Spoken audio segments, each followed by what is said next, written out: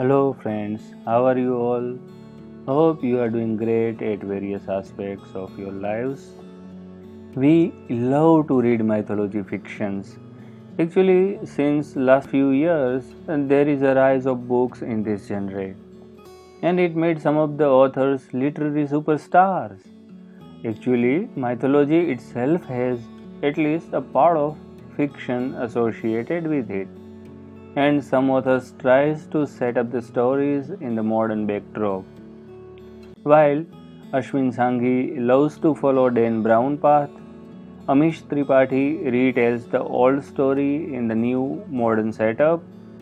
Authors like Dr. Vinit Agarwal and Colonel Mohan Vijakat keeps the ancient time frame as is. Amongst all these popular authors, a name was added a few years ago. Christopher Charles Doyle grew up in India by reading and hearing mythological tales.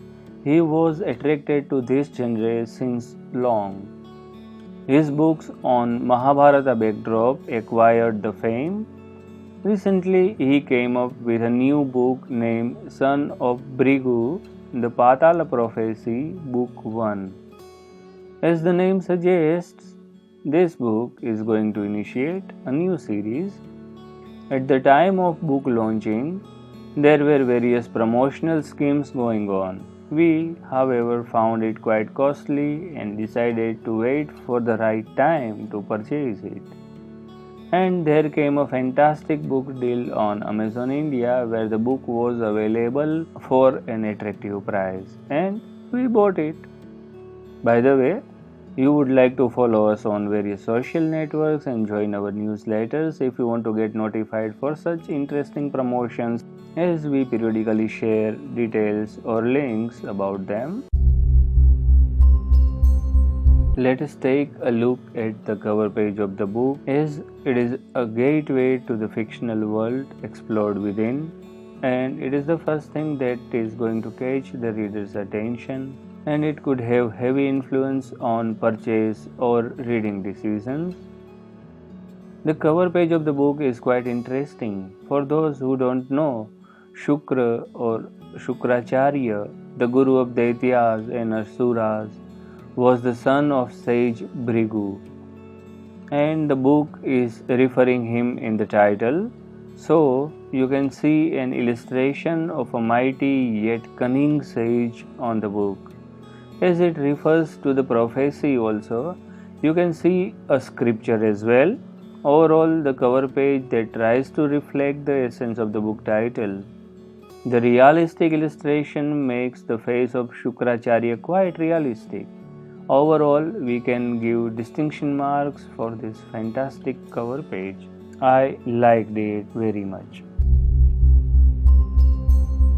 Let us take a bird's eye view of the story explored in this fictional book. It all starts with a prologue set up in Egypt.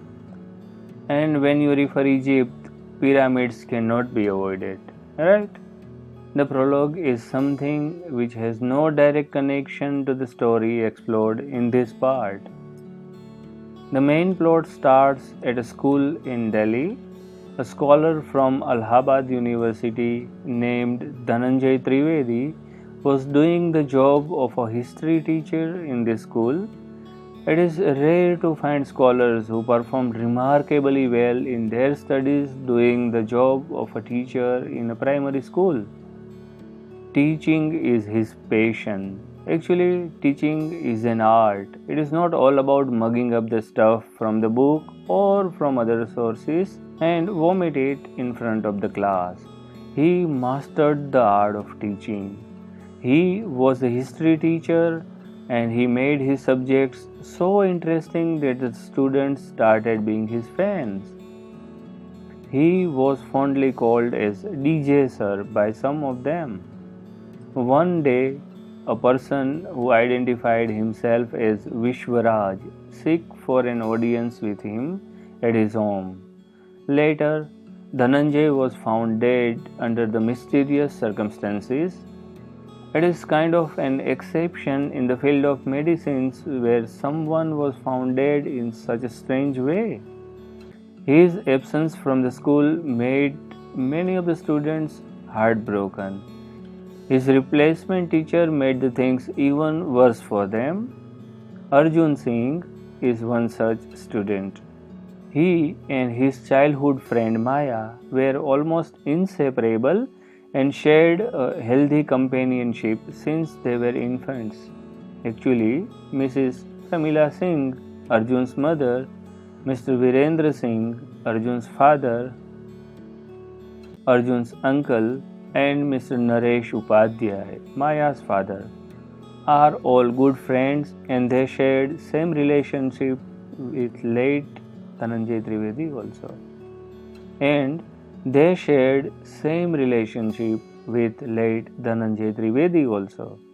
Unfortunately, before years, Maya has lost her mother and Arjun has lost his father.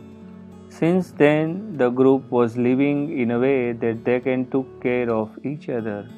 Superintendent of Delhi Police Raman Kapoor was investigating the case of the murder of Dhananjay.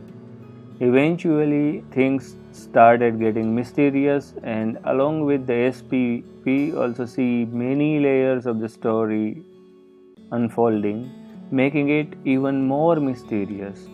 The story then moves from Delhi to Panna National Park, the Pandava Falls, the mysterious world of Gandharvas, the Gurukul reigned by Sangha, and the list goes on.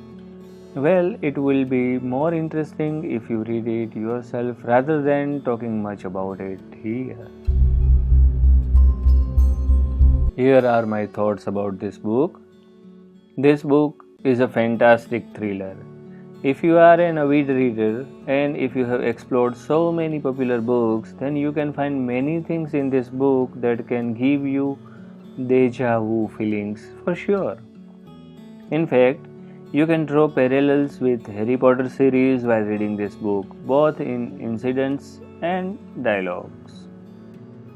Christopher is good at vocabulary and his command over the language is visible throughout the book.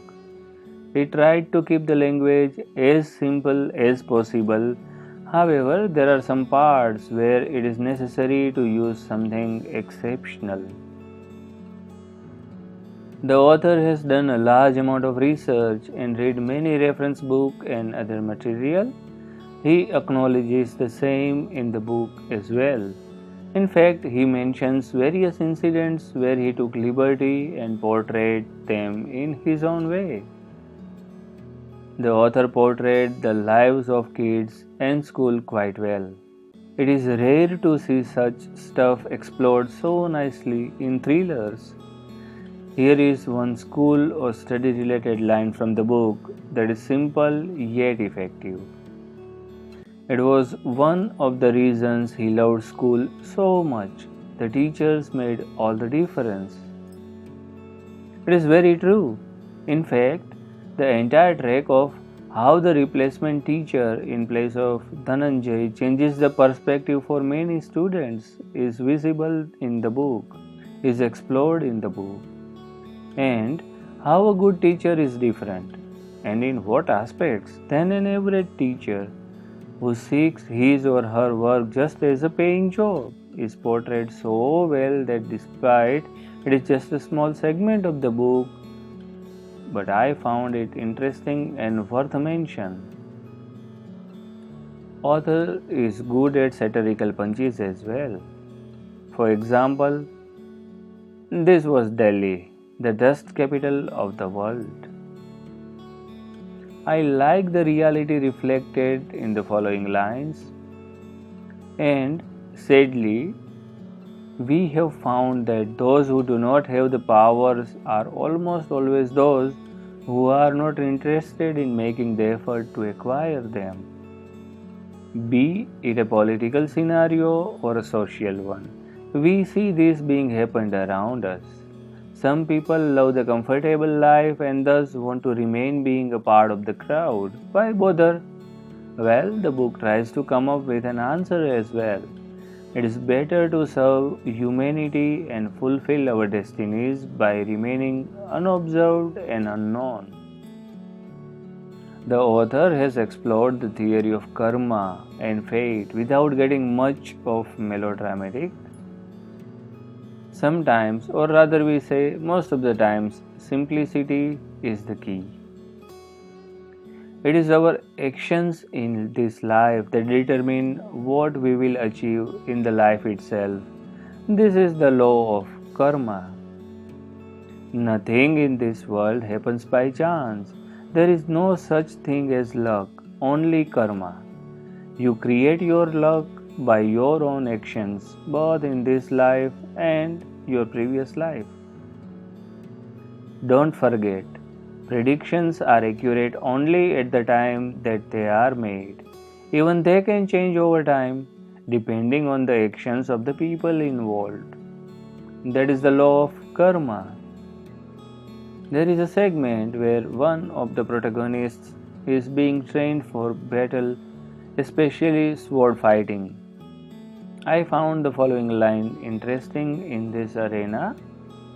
Your assumptions didn't factor in the uncertainties of battle. There is no point in getting your technique right if you don't have the strength and stamina to last out on the battlefield. There are various philosophical and full of wisdom lines found in the book. Illusions. They could change things so dramatically, alter evidence, hide tracks, distract the mind, so that it would appear that magic had happened. In today's age of short attention spans, how many people have the ability to focus on non-material things? These examples are evident enough for you to get an idea about the literary quality of the book, right? In addition to that, I like the strong characters of the book. The way the characters are emerged and then tentatively converted into something larger than the life is something you would love to explore. The author gave a perfect example of how a strong character can be built without worrying about the gender of the same. Actually, I cannot reveal more in order to avoid spoilers, but you can explore the journey of Maya to understand it better. So, the gender equality has nothing to do with the character uttering abusive words or the length of the clothes she or he is wearing. I sincerely hope that some so-called feminist authors try to understand it. The author tried not to make everything mythological and wisely infused the references of scientific stuff wherever possible. Almost each of the characters has its own shades, making them more human. And yes, there is no adult-only content in the book. The author is good at explaining nature, surroundings, and battle, and it makes the book very interesting. So, what is the conclusion? Well, the book is a good read for thriller and mythology lovers.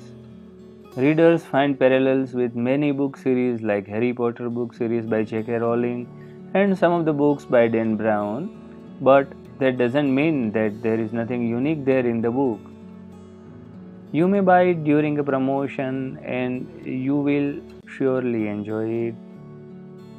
ThinkerViews rating around 7.5 stars out of 10. So, have you already read the book? Are you planning to read it? What do you think about this book review? Do you find it helpful in deciding whether to go for the book or not? Please do share your genuine remarks via comments below. If you have enjoyed listening to the review, please hit the like button and do not forget to share it with your friends and other fellows whom you think such reviews interest more. Till we meet with our next podcast, bye bye, take care, namaskar.